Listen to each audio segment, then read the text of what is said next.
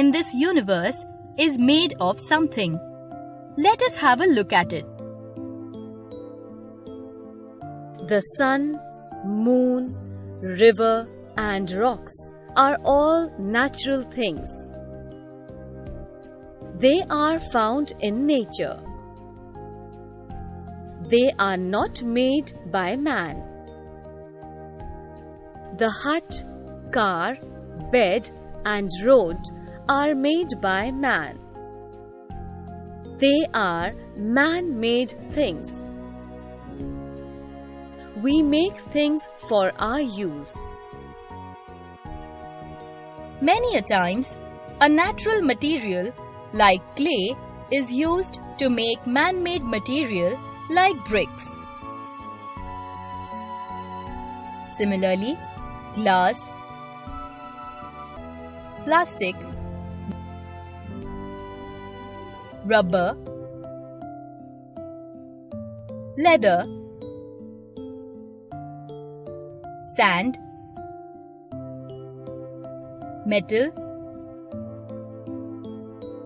paper, cement are different materials that we use to make different things.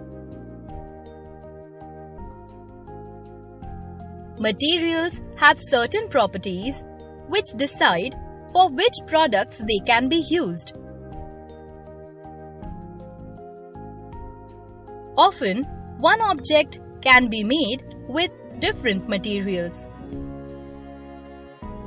For example, A chair could be made of wood, plastic, cane, etc. Matter. Everything around us is matter. The book that we read, the air that we breathe, water that we drink, etc. These all are made up of matter. So, whether a thing is living or non-living, it has weight and occupies space. Thus, we say everything that has weight and occupies space is called matter. Matter is made up of tiny particles called atoms. These are so small that we cannot see them. These atoms usually join together in small groups called molecules. A water molecule is made from a pair of hydrogen atoms joined to an oxygen atom. So the composition is as shown. All matter can be classified into one of the three groups: elements, compounds, and mixtures. Elements and compounds are pure substances. An element is matter that is made up of only one ingredient. Carbon, oxygen, hydrogen, and nitrogen are non-metallic elements. A molecule of hydrogen gas is formed when a pair of hydrogen atoms join together. Copper, gold, silver, and iron are metallic elements. Few elements are found pure in nature. They usually combine with other elements to form completely different materials called compounds and mixtures.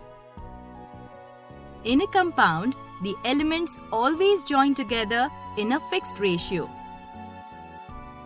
Compounds can be separated into their elements, but an element cannot be broken down into anything simpler.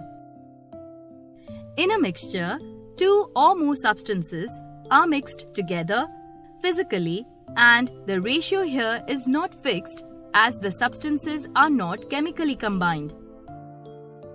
The substances in a mixture can be separated by physical means.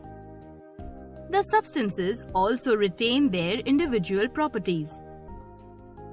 Wet sand is a mixture of water, air, and grains of sand. Seawater is a mixture of water and salts. All solutions are mixtures. States of matter. The way the molecules are arranged in a substance determines the state of matter. Molecules in solids are tightly packed, giving them a definite shape and a fixed volume. They are held together by extremely strong bonds. In liquids, the molecules are loosely packed such that they do not have a definite shape but do have a fixed volume. Also, their bonds are weaker. This gives them the flexibility to move. In gases, the molecules are very loosely arranged. Gases have neither a definite shape nor a fixed volume.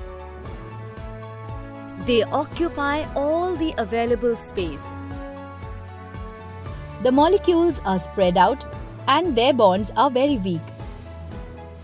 The gas molecules are full of energy and keep bouncing around constantly, so the bonds that try to hold them together break easily. Change of state. Water is the only substance on Earth that naturally occurs in 3 different forms: as ice in the solid state, as water in the liquid state, and as steam or water vapor in the gaseous state. Melting. Let us do an activity to understand it in a better way. Take a few ice cubes in a plate and keep it on a table. After half an hour, observe. The ice cubes have melted and turned into water, that is liquid. The temperature at which a substance melts from solid to liquid is called its melting point. When a solid is heated, the molecules begin to vibrate faster, thus loosening the bonds between them. As the temperature increases, the bonds weaken further till at a particular temperature they break apart and begin to flow like a liquid. Boiling, steam, and evaporation. With the help of an adult, pour the water in a small saucepan and heat it. After a few minutes, water will start boiling and you shall find steam rising up. This is water vapor, which is in a gaseous state. The highest temperature a liquid can reach before turning into a gas is its boiling point. When a liquid is heated, the molecules, which are not as tightly packed as in solids, start moving around with far more energy, and there comes a point when bubbles begin to form. This is when the liquid has reached its boiling point. It is then that the molecules start escaping from the surface and become a gas. The process of converting water from liquid state to the gaseous state is called evaporation. Condensation. Remove the saucepan from the fire, cover it with a lid. After a few minutes, lift the lid. Carefully look at the underside of the lid.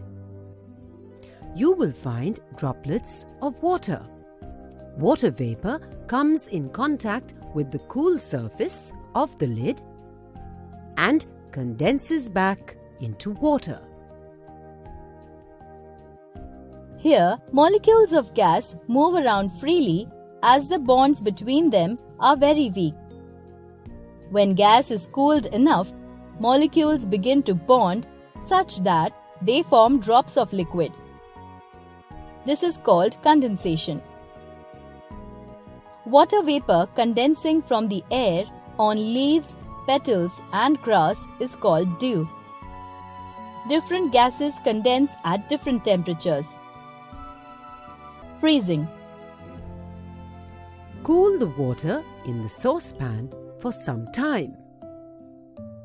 Then pour it in an ice tray. Keep it inside the freezer of a refrigerator. Remove the ice tray from the freezer after 3 hours. You will find that the water has frozen back into ice, that is, in solid state. This process is called freezing. Most substances contract, become smaller when they freeze, as the molecules get tightly packed. Water is the only substance which expands when it freezes. So, what did we observe? Ice melts on heating and turns into water. Water, when heated, forms water vapor. Water vapor condenses on cooling to turn back into water. When this water freezes on further cooling, it turns into ice. Thus, we now know that water changes its form due to change in temperature. There are two types of changes in matter: physical changes and chemical changes.